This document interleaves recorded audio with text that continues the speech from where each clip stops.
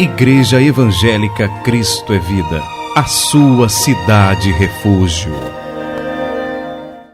Amém, meus irmãos? Então vamos ouvir o que Deus tem a falar conosco nessa manhã. Vamos abrir o Santo Livro, a Bíblia, no livro de João, capítulo 4, versículo 23. E hoje nós fechamos com essa segunda parte o tema: os verdadeiros adoradores.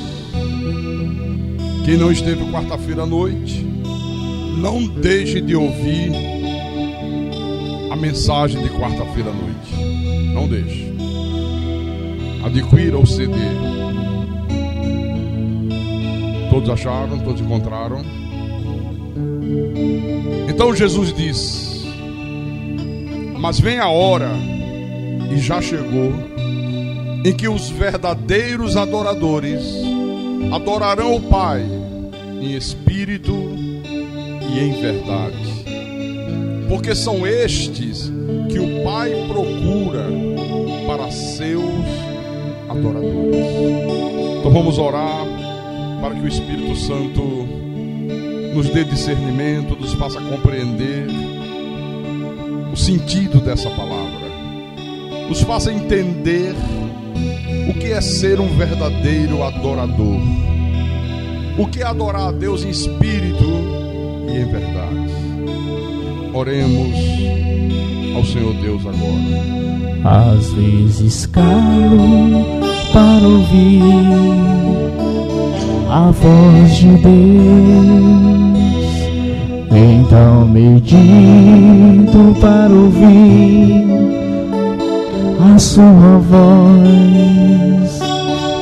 Qual sutileza tocas no meu coração,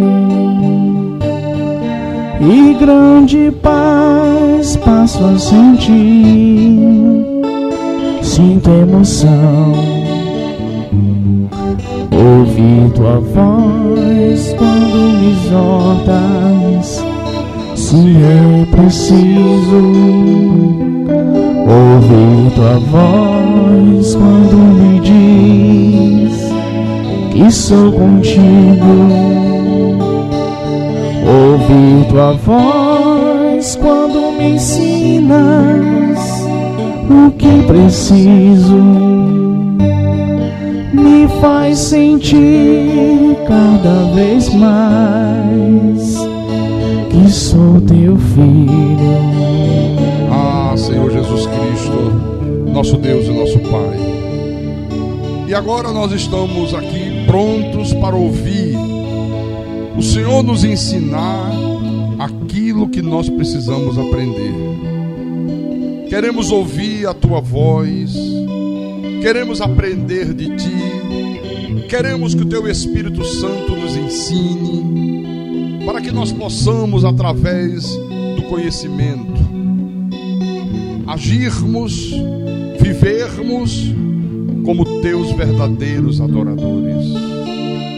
Então fala ao nosso espírito, Senhor, nesta manhã.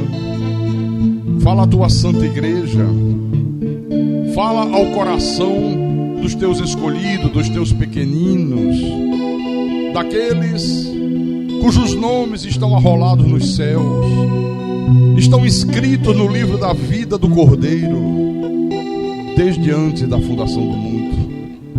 Usa-me como teu servo, como teu pastor, como anjo desse ministério, como autoridade que o Senhor mesmo constituiu, e dá-me a inspiração, dá-me a capacidade para que eu possa explanar a tua palavra, mas explaná-la com verdade, sem misturas, sem doutrinas de homens, sem ensinos de demônios, sem tradições religiosas. Eu te peço, Senhor Deus, em nome de Jesus, porque a minha suficiência, ela vem do Senhor, o Deus bendito, o Deus eterno, e que tudo seja para a tua honra, para a tua glória, para o teu louvor e para a edificação do teu povo. Em nome do Senhor, que todos que creem digam amém e amém. Diga graças a Deus. Meus irmãos amados, minhas irmãs em Cristo, Igreja Santa de Jesus, nós temos visto aqui, nos últimos cultos, nas últimas mensagens, que Deus tem trazido à igreja, que a Bíblia Sagrada, que é a palavra de Deus, ela mostra de uma maneira muito clara, muito límpida, muito transparente, que todo ato humano é um ato de adoração. Todas as atitudes dos homens são atitudes de adoração. Por quê? Porque todo ser humano que existe nessa terra, no corpo de carne, ele foi criado para adorar. Todos. Independente se ele é vaso de honra, se ele é vaso de desonra, independente se ele é joio, se ele é trigo, independente se ele é filho de Deus, se ele é filho do diabo, todo ser humano é um adorador. Pastor, E aí, a questão já muda. A questão já não é se nós estamos adorando ou se nós não estamos adorando. A questão agora é outra. A questão agora é a quem nós estamos adorando. Olha como muda de figura. A quem você está adorando? A quem eu estou adorando? A quem nós estamos adorando? Por isso que a adoração é uma coisa tão séria, seríssima. Por exemplo, quando você se relaciona com as pessoas, você tem sempre que se perguntar: essa minha maneira de ser, essa minha maneira de se relacionar com o próximo, a quem ela adora? A quem ela está adorando, hein? Porque as nossas atitudes são atitudes de adoração. Quando você negocia, você tem que se perguntar: a quem essa forma de negociar adora? A quem ela está adorando? Quando você conversa com as pessoas, se pergunte: a quem essa maneira de conversar, a quem esse tipo de conversa adora? A coisa é séria. Quando você se relaciona com os teus filhos, quando você se relaciona com a tua esposa, com o teu marido, com os teus vizinhos, com os teus parentes de uma maneira geral, você tem sempre que se perguntar: essa minha maneira de me relacionar com eles adora a quem? A quem ela adora? Só que isso aqui também tem que ser quando você namora, quando você estuda, quando você trabalha. Olha, sempre se pergunte: a quem esse tipo de namoro adora? A quem essa maneira de estudar adora? A quem esse meu trabalho adora? Você está percebendo a importância disso aqui? Porque, irmãos, a igreja de Jesus Cristo, e a igreja somos nós, ela é edificada à medida que ela adora a Deus. Isso por causa da natureza da adoração. E eu creio firmemente que um dos textos que deixa mais claro para a igreja a natureza da adoração é um que o apóstolo Paulo escreveu, quando ele escreveu a sua segunda epístola aos Coríntios, e eu quero compartilhar com você agora, no capítulo 3, versículo 18. Eu acho que esse texto aqui é tremendo. Ele mostra de uma maneira claríssima qual é a natureza da adoração a Deus. Segundo aos Coríntios, capítulo 3, versículo 18, e diz assim o Espírito de Deus: e todos nós, com o rosto desvendado, contemplando como por espelho a glória do Senhor, somos transformados de glória em glória, na sua própria imagem, como pelo Senhor, o Espírito. Quer dizer que, à medida que nós vamos contemplando a glória do Senhor, Paulo diz aqui, como por espelho, somos transformados, diz o apóstolo, de glória em glória, na sua própria imagem. A pergunta aqui é a seguinte: que espelho é esse que Paulo se refere aqui, no qual nós vemos a sua glória, a glória de Deus? Que espelho é esse, hein? Que espelho é esse? A palavra. O espelho simboliza a palavra Abra no livro de Tiago, na epístola de Tiago. Tiago, o irmão na carne do Senhor Jesus. No capítulo 1, versículo 22 em diante. Preste atenção no que Deus fala através de Tiago. Ele diz assim: tornai-vos, pois, praticantes da palavra, e não somente ouvintes, enganando-vos a vós mesmos. Tem muita gente que fica se enganando, somente ouve. É apenas ouvinte da palavra, mas não pratica a palavra. Por quê? Se alguém é ouvinte da palavra e não praticante, assemelha-se ao homem que contempla num espelho o seu rosto natural.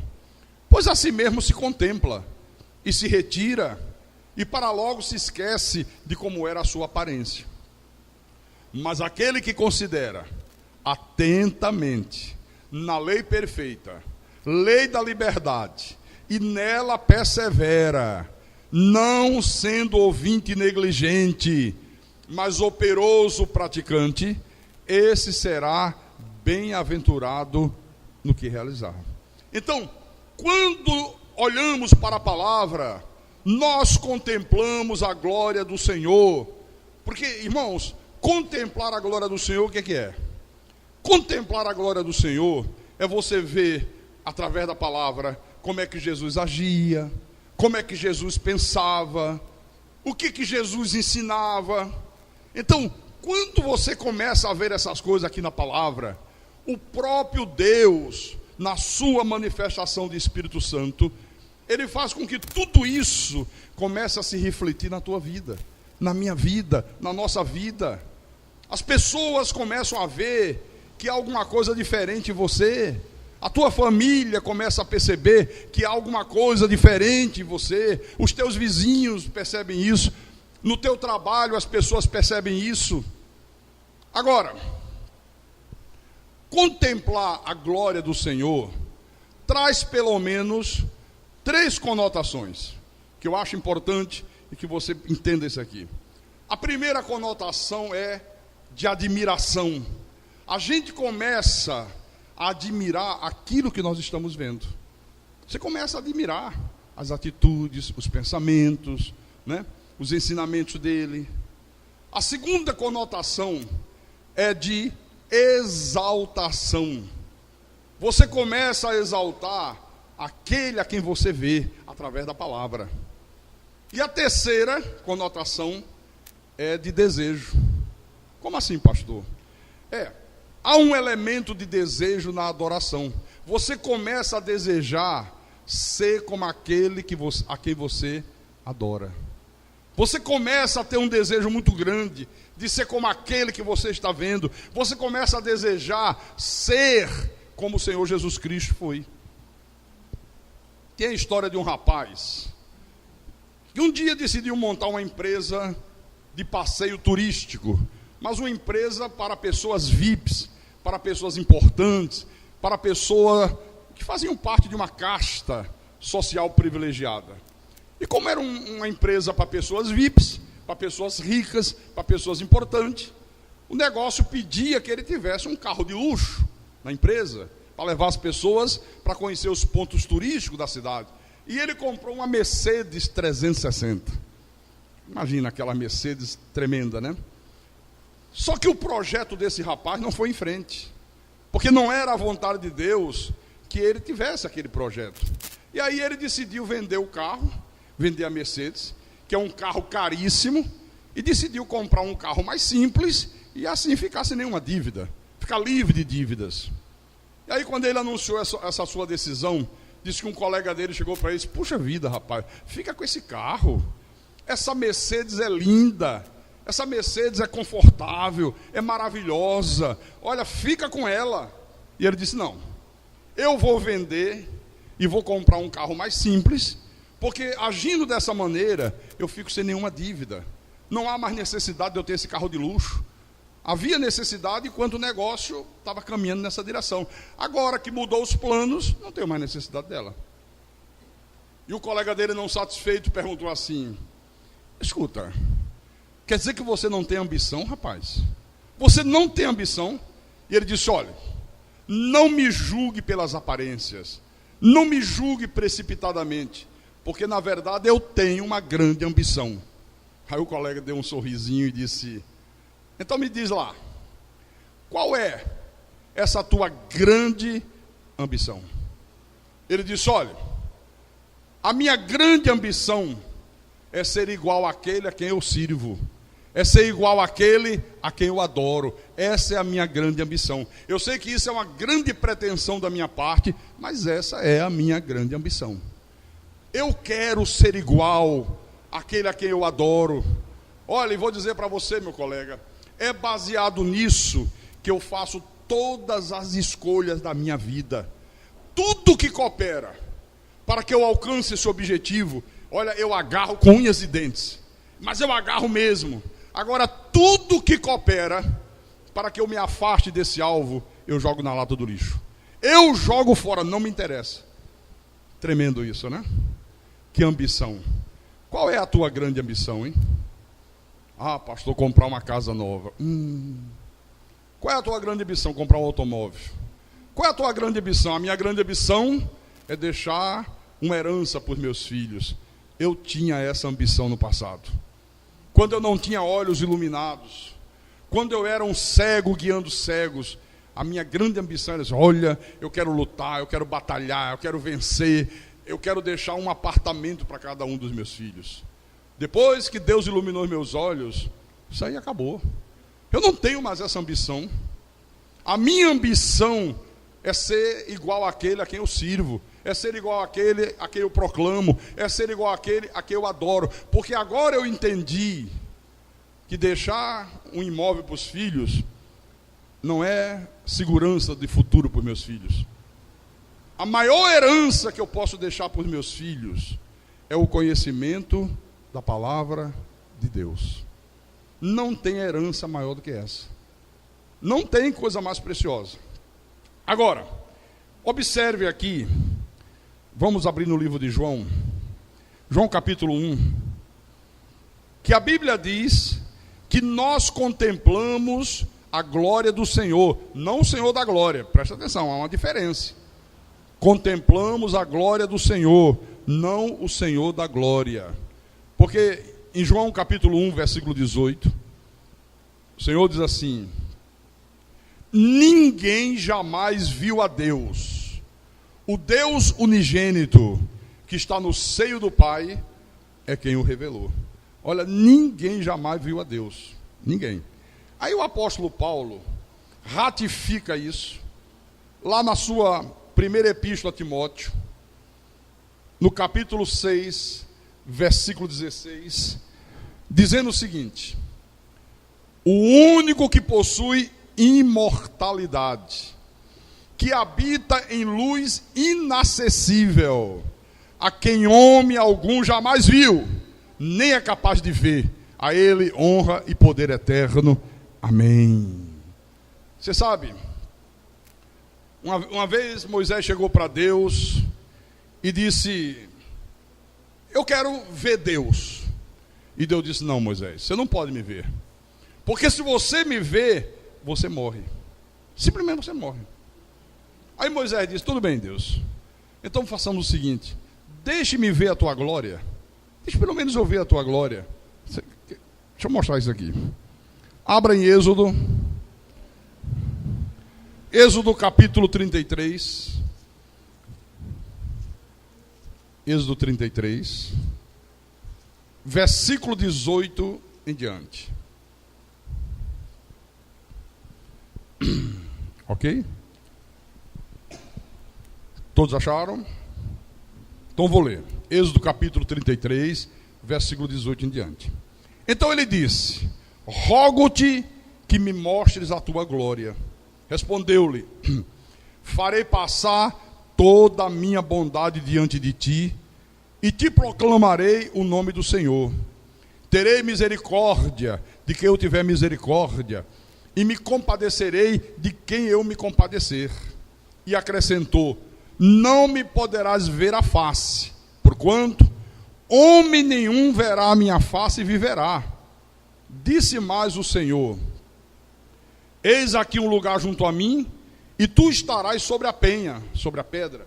Quando passar a minha glória, eu te porei uma fenda na penha, e com a mão te cobrirei, até que eu tenha passado. Depois, em tirando eu a mão, tu me verás pelas costas, mas a minha face não se verá. Interessante isso aqui, né? Deus diz assim: Moisés, negócio seguinte, eu vou colocar você atrás dessa pedra, e você verá a minha bondade. Eu vou te mostrar a minha bondade. Daqui Deus dizendo, versículo 19, farei passar toda a minha bondade. Olha só, irmãos, como é que alguém mostra a bondade? Como é que é, hein? É difícil, né? Nesse caso aqui, eu creio que Deus mostrou a Moisés aquilo que ele faria lá na frente na cruz do Calvário. Eu creio que Deus mostrou a Moisés uma avant-première do que seria o Calvário. Porque eu não conheço, meus irmãos, nenhuma outra demonstração de bondade maior ou igual a que Deus demonstrou lá na cruz. Eu não conheço. Sinceramente, eu não conheço. Por isso que Deus disse a Moisés: ó, Moisés, eu vou fazer passar por você toda a minha bondade. Então eu quero que você veja que a nossa vocação é mesmo ver a glória do Senhor, não o Senhor da glória. A nossa vocação é ver a glória de Deus, não ver o Deus da glória. Tem uma passagem do ministério do Senhor Jesus Cristo, que está lá no livro de Mateus, que todas as vezes que eu a leio, eu vejo a glória do Senhor. Mateus capítulo 8, versículo 1 em diante. Olha, todas as vezes que eu leio isso aqui, eu vejo a glória de Deus.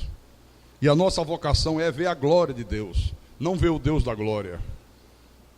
Então diz assim, vamos ler do versículo 1 em diante. Ora, descendo ele do monte, grandes multidões o seguiram. E eis que um leproso, tendo se aproximado, adorou-o, dizendo: Senhor, se quiseres, podes purificar-me. E Jesus, estendendo a mão, tocou-lhe, dizendo: quero, fica limpo. E imediatamente ele ficou limpo da sua lepra. Segura um pouquinho aí. O que foi que o Senhor Jesus Cristo demonstrou aqui nesse episódio? O que é que ele demonstrou, hein? Em primeiro lugar, ele demonstrou que ele é um Deus acessível ao seu povo. Ele é um Deus completamente acessível aos seus filhos. Porque nesse tempo aqui, quando a pessoa era leprosa e ela precisava entrar na cidade, ela era obrigada a entrar e gritando em alta voz: leproso, leproso, leproso, e as pessoas se afastavam dela. E todo mundo corria, porque eles imaginavam que a lepra era uma doença contagiosa. Então era obrigado a fazer isso. Então, na verdade, um leproso, ele era obrigado com essa atitude a se auto-rejeitar e a fazer com que as pessoas também o rejeitassem. Essa que é a verdade. Aí lá vem o leproso. Ele se aproxima de Jesus, e o que fica todo mundo pasmo: Jesus permite que ele se aproxime dele. Tremendo isso aqui, né? Um homem de quem toda a sociedade fugia, de que todo mundo queria distância, Jesus o chama para perto de si. Jesus o atrai para ele. Olha que coisa interessante. E o que eu acho mais interessante ainda é que antes de Jesus dizer sim, eu quero ser limpo, ele estende a mão e toca no homem. Olha, quando Jesus aqui estendeu a mão e toca nesse homem, Jesus, na verdade, com esse gesto, ele estava dizendo: olha, meu querido, eu te amo do jeito que você é, eu te aceito do jeito que você é. Será que não foi isso que Deus fez conosco um dia? Ele nos aceitou da maneira que nós éramos. Quando você foi atraído por Deus, como você era? Como eu era? Como nós éramos? Gente aqui que vivia atolado na macumba, na bruxaria, gente que era pessoas adúlteras, que se prostituía, gente que fumava drogas, gente que era pessoas perversas, que matava, que esfolava, que era violenta, que falava da vida de um, que falava da vida de outro, que destruía lares, gente que se embriagava. Nós éramos assim, irmãos. E mesmo nesse estado lastimável de vida, Ele permitiu que nós nos aproximássemos dele. Amém? Olha, só depois é que Ele disse, sim, eu quero ser limpo. E aí Ele cura esse homem de 2 enfermidades. 2. Primeiro, da sua rejeição. A rejeição é uma enfermidade. E segundo, Ele cura esse homem da sua lepra. Agora, imagine, por favor, todos nós aqui, cantando louvores, olhando a glória de Deus dessa maneira aqui. Imagine todos nós dizendo assim, Senhor, nós vamos cantar louvores ao Deus Todo-Poderoso, nós vamos cantar louvores ao Senhor, o Deus que é acessível a todos os seus filhos. Imagine você cantar louvores a Deus dessa forma.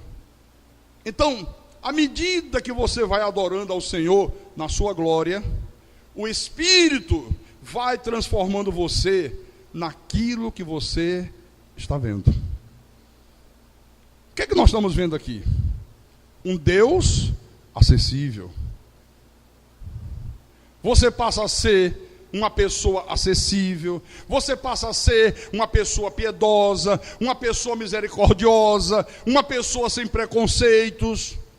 Você vai se transformando naquele a quem você adora. Não é maravilhoso isso aqui? É isso que Paulo diz, ó. Contemplando a glória do Senhor, somos transformados de glória em glória na sua própria imagem. Olha, isso aqui é espetacular, meu irmão. Isso é maravilhoso, viu? Uma outra forma de adorar o Senhor é você imitá-lo, como Paulo fazia. Em 1 Coríntios, primeira epístola aos Coríntios, capítulo 11, eu pergunto, você tem sido uma pessoa acessível, sem preconceitos? Você tem sido uma pessoa misericordiosa? Bom, então vamos lá. 1 Coríntios capítulo 11, versículo 1. Paulo diz, sede meus imitadores, como também eu sou de Cristo. Você vê, olha o exemplo do apóstolo Paulo. O apóstolo Paulo, você lê a Bíblia, você vê o ministério desse homem, você percebe que Paulo pouco se importava com o seu conforto físico, Paulo pouco se importava com a sua prosperidade individual, ele não se importava. Pelo contrário, esse homem aqui, ele gastava as suas energias em favor da vida espiritual dos outros. Era este o propósito desse homem, era essa a maneira desse homem viver, era esse o tipo de vida que esse homem vivia. Só que esse tipo de vida, totalmente destituído de egoísmo, isso não era uma ideia de Paulo, isso não foi uma coisa que surgiu na cabeça de Paulo, isso não foi uma invenção de Paulo, não. Por que ele era assim? Simplesmente porque ele imitava no seu ministério aquilo que ele viu em Jesus Cristo. Amém? Diferente dos pregadores de hoje, né? Tem gente aí, meu irmão, que parece imitação do diabo, não imitação de Jesus.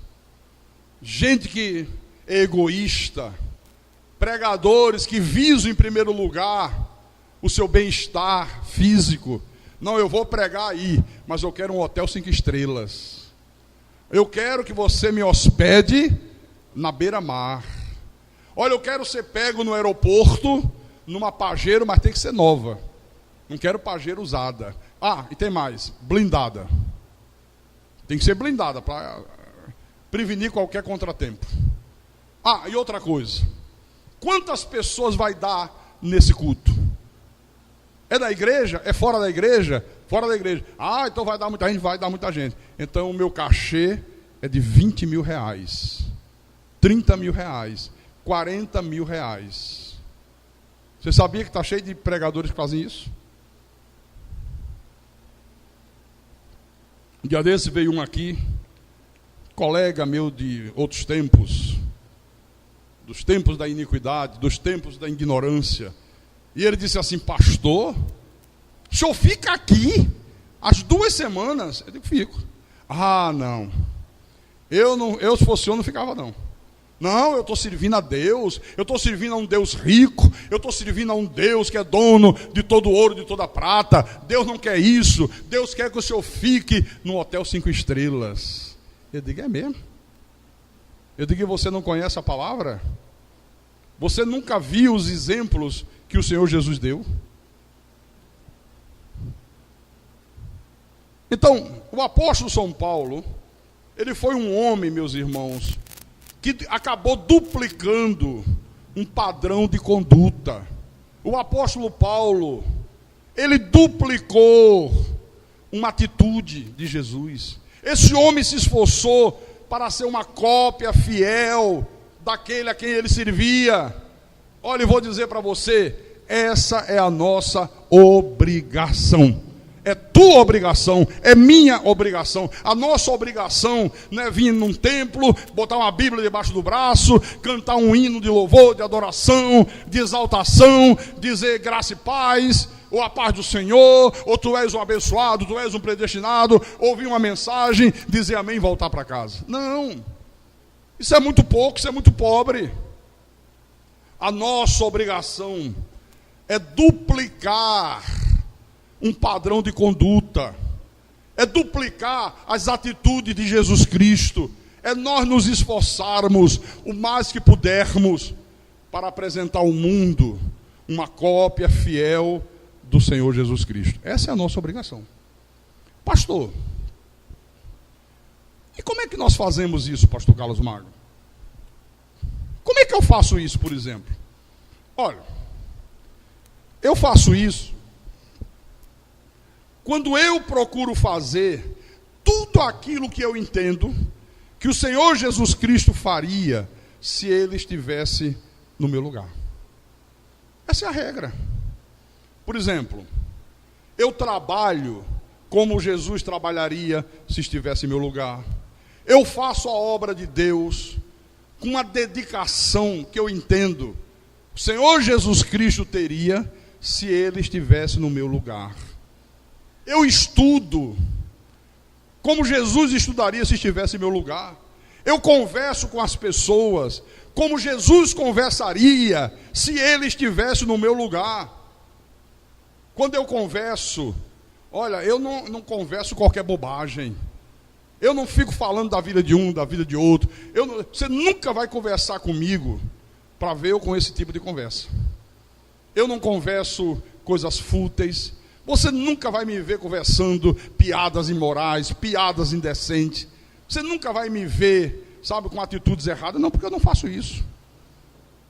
E outra coisa, eu faço isso para agradar Ele. Não é para agradar as pessoas. Para que Ele seja adorado. Para que Ele se veja em mim. Para que Ele se veja através da minha vida. Aliás, estamos aqui perto. Abra em Efésios. Efésios capítulo 2. Efésios capítulo 2. Versículo 19 em diante. Encontraram? Antes da gente ler, deixa eu perguntar.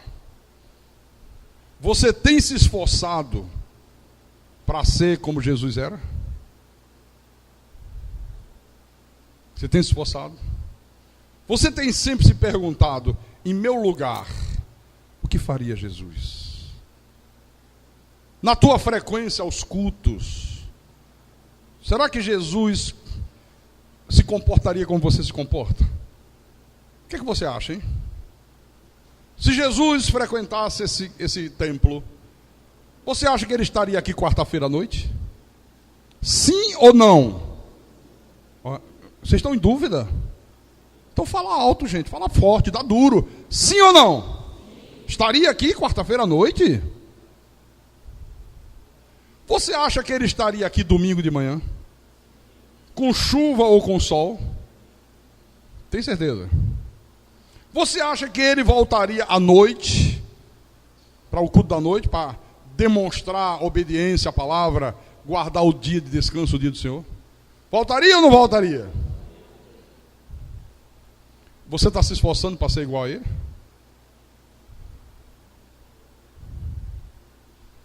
Quando você se relaciona com as pessoas, você se esforça para ser igual a Jesus? Pense, medite nisso. Vamos aqui agora. Efésios capítulo 2, versículo 19 em diante.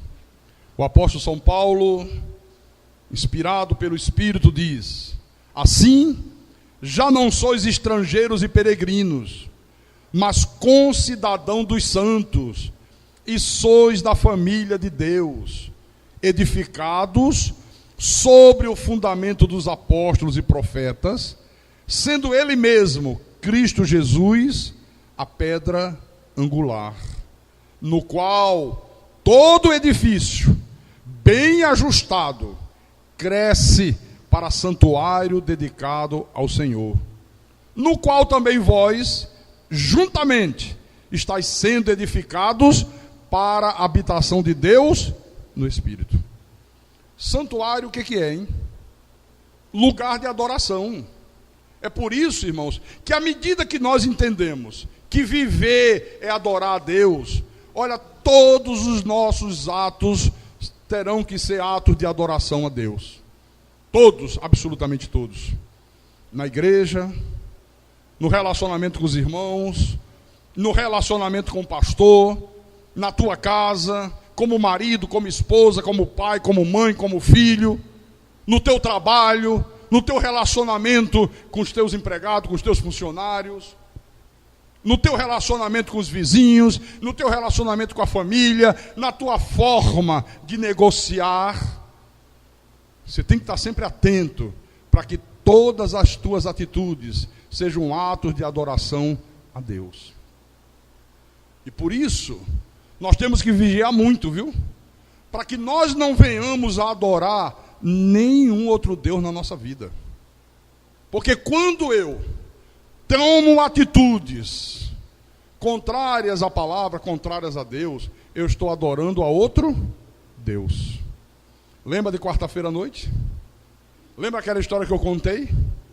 Do jovem que lá nos Estados Unidos fazia um curso de pós-graduação em ciência da religião, fazia um curso de doutorado, e ele tinha que apresentar uma tese, né? E ele disse ao professor: professor, a minha tese é de que essas pessoas que se dizem cristãs, essas pessoas que se dizem monoteístas, que dizem que adoram um único Deus, na verdade elas são politeístas. Adoram a muitos deuses. Professor, você está ficando doido. Você não vai fazer um negócio desse, você vai perder tempo. Você vai levar a zero, rapaz. Eu disse: não, deixa eu fazer um sumáriozinho, um resumo. Aí eu só ler. Se o senhor aprovar, achar que está correto, eu faço. Se eu não aprovar, se o senhor não aprovar, eu paro. Você disse: tá bom, pode fazer. E ele fez. Ele falou o que, pastor? Adquira o CD de quarta-feira à noite, você vai saber o que é que ele falou. Ele provou que muita gente que se diz monoteísta, na verdade é politeísta. Será que nós não temos pessoas aqui que são politeístas? Que estão adorando a outros deuses? Pastor Carlos Magno, isso é muito sério. É, seríssimo, seríssimo. Viu? Então, temos que vigiar muito, meu irmão, para que não venhamos a adorar a outros deuses. Isso é muito sério. No livro de João capítulo 4, versículo 23, é o texto que nós abrimos a mensagem. Jesus disse: mas vem a hora, e já chegou, em que os verdadeiros adoradores adorarão o Pai em espírito e em verdade. Porque são estes que o Pai procura para seus adoradores. Aqueles que adoram o Pai em espírito e em verdade. Você lembra que eu disse aqui? Adoração não são os nossos cânticos. Adoração é a nossa vida, é a nossa maneira de viver. Essa é que é a verdadeira adoração. Eu só posso adorar a Deus com cânticos no domingo se todos os dias da semana eu fui um adorador. Aí os nossos cânticos, eles vão refletir a minha adoração lá fora. Porque senão, são coisas vazias, são palavras que se perdem ao vento. Não adianta abrir, eu te adoro, Senhor. E Deus está dizendo, você é muito mentiroso. É, porque diz que adora cantando. Mas durante a semana mentiu, falou palavrão, fez fofoca, foi desonesto nos negócios, sonegou imposto, falou mal de um, falou mal de outro, jogou um contra outro, falou mal do pastor da igreja, da autoridade que Deus constituiu. Mas chega no domingo e quer cantar hinos de adoração a Deus. É outra coisa. Então, irmãos, na medida que nós contemplamos Jesus, na medida que nós o imitamos, nós somos transformados nos verdadeiros adoradores que o Pai procura. Aí ele disse, é esse que eu procuro para ser meu adorador. É esse aí que se esforça para imitar Jesus. É esse aí que procura na sua vida duplicar o caráter de Deus. É esse aí que manifesta a minha glória nas suas atitudes, no seu trabalho, no seu casamento, na maneira de educar os filhos. É esse aí que eu procuro para os meus verdadeiros adoradores. Aleluia, glória a Deus. Amém, irmãos? Eu quero terminar no livro de Mateus, capítulo 16. Abra aí, Mateus 16, versículo 18. Jesus disse assim para Pedro: também eu te digo que tu és Pedro, e sobre esta pedra edificarei a minha igreja, e as portas do inferno não prevalecerão contra ela. Olha, irmãos, 99% do povo de Deus imagina que esse versículo aqui está mostrando que, que o inferno ataca a igreja. Está vendo? O inferno ataca, o inferno vem lá com tudo. Mas Jesus disse, as portas do inferno não prevalecerão contra a igreja. Só que não é isso não. Você já viu alguém atacar com portas? Hã? Não. Portas são instrumento de defesa. Por que tem porta numa casa? Para que ninguém entre. Você fecha a porta, você se protege dentro de casa, atrás dela. Não é assim? Então ninguém ataca com porta. Portas não são instrumento de ataque. Eu disse aqui, as portas é o último patamar do castelo. Na hora que o inimigo chega e consegue arrombar a porta do castelo, acabou a história. Vai tomar posse de tudo, vai derrotar quem está lá dentro. Conseguiu chegar lá, meu irmão. Não, a ideia aqui é a seguinte: Jesus está dizendo que quanto mais nós adoramos ao Senhor, mais eficazes nós somos contra o inferno. Quanto mais eu adoro a Deus com as minhas atitudes, não com cânticos apenas, não com hinos, mais eficaz eu me torno contra o inferno. Seja na pregação, seja no testemunho, seja no desmascarar a mentira, seja no desmascarar o falso evangelho que está aí na praça, um evangelho made in Paraguai, um evangelho adulterado, um evangelho mentiroso, seja no desmascarar falsas igrejas, falsos pastores. Essa é a ideia. Então a ideia dessas palavras aqui de Jesus é de atacar as forças do inferno.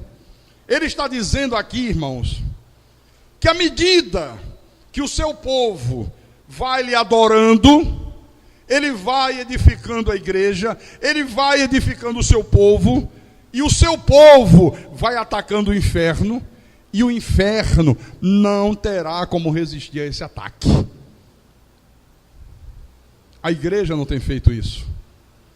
A igreja não tem atacado o inferno. Mas não tem mesmo. Porque a igreja não entende que ela só é edificada. Ela só se torna forte quando ela é uma igreja que adora a Deus. Mas não é adorar aqui. Volto a repetir. A adoração que nós fazemos no culto, no templo, cânticos, hinos, salmos, é o reflexo da adoração que nós fizemos ao longo da semana. A igreja acha que adorar é aqui. Olha, a adoração lá é tão boa. O louvor é maravilhoso, espetacular. Hoje, alguns ministérios investem muito no louvor. Mas investe muito, não é pouco não. Os melhores instrumentos, nada contra. Nada contra. Eu acho que se tem condições financeiras, tem que investir mesmo. Mas o problema é que investe no louvor, investe na adoração do culto no templo, mas não investe nada na adoração que tem que ser prestada a Deus no dia a dia da vida. As pessoas adoram dentro da igreja. Quando saem da igreja, são iguaizinhas às que estão lá fora. Por isso tem gente que diz assim, qual é a diferença, hein? Olha lá, fulano vive dentro de uma igreja, esse aqui vive fora. Olha como são iguais. Aquele xinga a esposa, esse aqui também xinga. Já ouviu gente comparando isso? Qual é a diferença, hein? Aquele vive dentro da igreja lá, cantando, louvando, levanta a mãozinha, faz assim. Mente. Esse aqui que vive fora da igreja mente também. Qual é a diferença entre um e outro? Olha, esse aqui que vive dentro da igreja é um péssimo marido, é um péssimo pai. Mas esse aqui que vive fora também é um péssimo marido, é um péssimo pai. Então é tudo igual. Para quê ir para a igreja? Qual é a diferença de estar na igreja? É uma lástima, né? Que seja dessa forma, que seja dessa maneira. Há muitos anos atrás, e eu não entendia muito bem a palavra, achava que entendia, mas não entendia nada. E um dia uma advogada que trabalhava para mim disse assim, pastor, o senhor não conhece alguém para trabalhar lá em casa? Eu disse, acho que conheço, posso arranjar. Ô pastor, me ajuda, estou precisando. Agora deixa eu lhe fazer um pedido. Não arranje ninguém crente. Eu digo, poxa vida, pedir a um pastor para arranjar alguém e dizer que não quer ninguém crente. Eu digo, por quê? Ela disse, porque todas que eu coloquei para trabalhar lá em casa, que diziam crente, todas me criaram problemas. E no primeiro momento eu fiquei uma arara com ela, sabe? Está endemoniada, isso é uma mulher endemoniada. Naquele tempo, negócio de endemoniado, né? Mas depois, com o passar do tempo, eu fui entender o que ela estava dizendo. Porque eu provei desse veneno. As pessoas que mais me causaram problemas na vida foram exatamente pessoas que se diziam crentes, que se diziam convertidas, que se diziam batizadas nas águas. Eu não estou dizendo que todos são assim, mas eu estou dizendo que há muita gente que se diz crente, que se diz convertido, que se diz filho de Deus, não porque eu me batizei nas águas, não porque eu fiz isso, não porque eu fiz aquilo. E na verdade, elas têm apenas uma fantasia de crente, de cristão. São lobos vestidos de ovelhas. Gente que roubou, gente que mentia descaradamente, gente com atitudes horríveis, sabe? Aí eu fui entender o que ela estava dizendo. Aí eu fui compreender. Viu? E até hoje eu tomo cuidado, muito cuidado. Muito cuidado, viu? Porque isso é um perigo muito grande. Então, irmãos, é só dessa forma, é só dessa maneira aqui que nós seremos de fato colaboradores de Deus. Porque quando nós agimos dessa forma, todos nós nos tornamos eficazes contra o inferno. Aí você é colaborador de Deus. Aí você é um soldado de Cristo. Caso contrário, está enganando a si mesmo. Viu? Já que eu falei dessa coisa aí, da pessoa dizer que é e não ser, que a pior coisa é o auto-engano. Eu já contei isso aqui na igreja, mas tem pessoas que não ouviram. Lembra daquela historinha do escorpião e do sapo? Teve uma cheia muito grande, como essa que teve agora nos últimos meses, aqui no Nordeste, interior do Ceará, Maranhão, né? As águas destruíram muitas coisas, derrubaram pontes. E o sapo chegou na beira de um rio, queria passar para o outro lado, mas para o sapo era mole, a ponte caiu, mas o sapo nada. Aí o escorpião também estava lá e disse: seu sapo, Pai do Senhor, irmão. Aí o sapo disse: diga lá, escorpião. Ele disse: seu sapo, dá para o senhor me transportar lá para o outro lado? Deixa eu ir nas suas costas. Aí o sapo disse: escorpião, você nas minhas costas, com esse ferrãozinho aí cheio de veneno? Não, fique tranquilo, pode confiar em mim. Posso mesmo? Pode, já fiz corrente de libertação na Universal.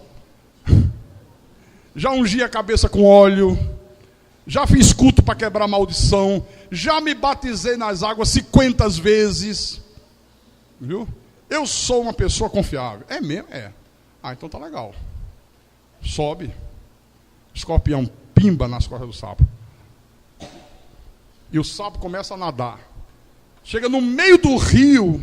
O sapo dá um grito, meu irmão, uma dor lacinante. E ele disse: mas escorpião, como é que você fez uma coisa dessa? O escorpião disse: desculpa, sapo, é a minha natureza.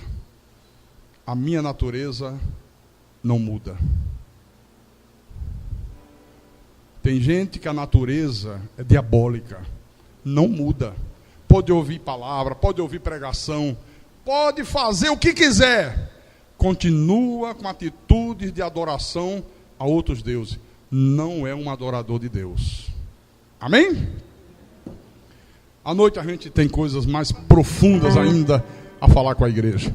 E todos aqueles que têm ouvidos, tímpanos de ovelha, não é esse ouvido aqui de orelhão. Isso aqui todo mundo tem orelha aqui, todo mundo está ouvindo. É ouvidos de ovelhas, tímpanos de ovelha, que ouçam o que o Espírito de Jesus Cristo falou com a igreja nessa manhã, para a sua honra e para a sua glória. Aleluia!